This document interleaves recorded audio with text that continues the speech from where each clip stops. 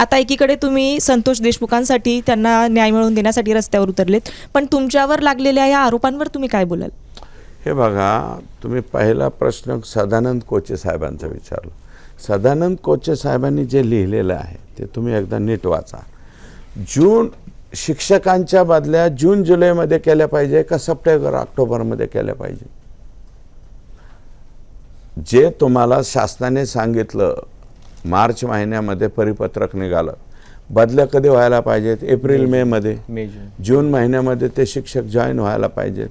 मी त्यांना काय म्हणत होतो की हे तुम्ही किमान दिवाळीची सुट्टी लेकरा बाळांची होऊ द्या आणि दिवाळीची सुट्टीमध्ये तुम्ही बदल्या करा. एक तर तुम्हाला नियमाप्रमाणे ह्या बदल्या करता येत नाहीत आत्ता, पण तुम्ही आमचं ऐका.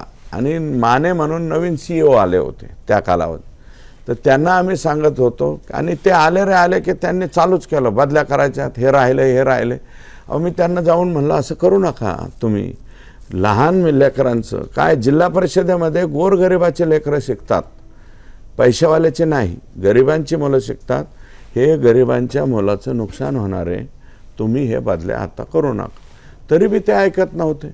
शासनाचा नियम धाब्यावर बसवत होते.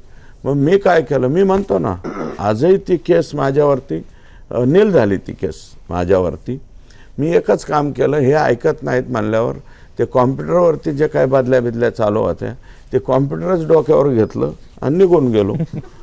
मग आता काय करणार म्हणलं, आता गुन्हा दाखल करा. नंतर माझ्यावर गुन्हा दाखल झाला, त्याच्या चक्रा मारल्या, सगळं केलं. पण बीड जिल्ह्यातल्या लेकरा बाळांच्या भविष्यासाठी मी ते काम केलेलं आहे. तो जो गुन्हा आहे तो मी केलेला आहे. आणि दुसरं जे आपण राम खाडे साहेबांचं नाव घेतलं, त्यांनी माझ्यावरती जेवढे आरोप केलेले आहेत ते सर्वच्या सर्व आरोप ACB कडून चौकशी झाली. 3 चौकशा झाल्या. त्याची पहिल्यांदा एका DYSPने चौकशी केली, ते बी कोणाच्या काळात, MVAच्या काळात. MVA आदरणीय उद्धव साहेब मुख्यमंत्री होते, पवारसाहेब त्यांचे मार्गदर्शक होते, त्यांच्या काळात एक DYSPने चौकशी केली, त्याच्यामध्ये काही सापडलं नाही. त्याच्यानंतर त्यांनी एक कुमावत नावाचे आमच्या इकडं अतिशय कडक अधिकारी होते, त्यांची SIT नेमली, त्यांनी चौकशी केली, त्याच्यामध्ये काही निघालं नाही. मग नंतर हे महोदय हायकोर्टात गेले. हायकोर्टामध्ये गेले. हायकोर्टाने आदेश केला की ACBच्या अंतर्गत यांच्यावरती चौकशी करा आणि जर या दोषी नाही सापडले तर यांना 169 करा. त्याप्रमाणे चौकशी झाली, ACBची चौकशी झाली, ओपन इन्क्वायरी झाली. त्या चौकशीमध्ये सुद्धा माझं सुरेश धस, माझी पत्नी, माझी दुसरी पत्नी, मला 2 पत्नी आहे, त्या दोघींचे नावं होते, माझ्या बंधूचं नाव होतं, माझ्या मुलाचं नाव होतं.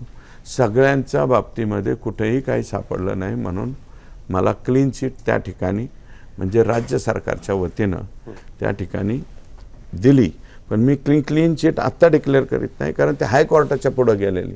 हायकोर्टाचे फक्त आदेश व्हायचे राहिले, ते आदेश पण होऊन जातील आणि माझा प्रश्न संपलेला आहे. त्याच्यामुळं राम खाडे साहेब काय म्हणाले किंवा काय नाही तर त्याला काही अर्थ त्या ठिकाणी उरत नाही. एक अगोदरचा गुन्हा जो आहे तो मी गुन्हा केलेलाच आहे, ते मी कबूल करतो. कोर्टाच्या समोरही गेलो तर आम्ही विनंती केली, तर म्हणले अटक नाही करणार. माझ्यावर बँकेवरती दगडफेक हे ते झाल्याचा एक गुन्हा आहे माझ्यावर. म्हणजे शेतकऱ्यांना गाळ काढण्याला बँका पैसा देत नव्हते, म्हणून माझं आणि बँकेचं भांडण झालं. मग बँकेचा बी एक गुन्हा आहे आमच्यावर, तो बी नील झाला. हत्याबित्तीचा गुन्हा नाही कुठला? हत्याबित्ती चॅप्टर सुद्धा नाही राव अजून. चॅप्टर केस पण नाही. बाकी असं हत्याबित्त्या ते तर लय लांब राहील. हत्याबित्त्या आम्ही हत्या नाही करू शकत. पण एक आहे की कोणी अंगावर आला ना तर त्याने बोट दाखवलं तर बोट उलटं मोडायची ताकद बी आमच्याकडे आहे.